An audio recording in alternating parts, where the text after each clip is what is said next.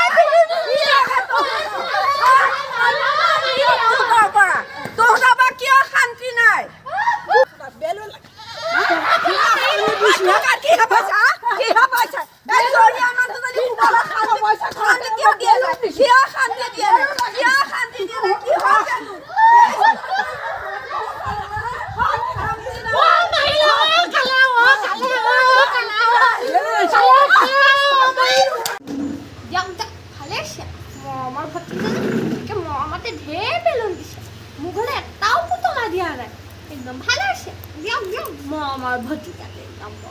মুখে একটাও বেলুন দিলে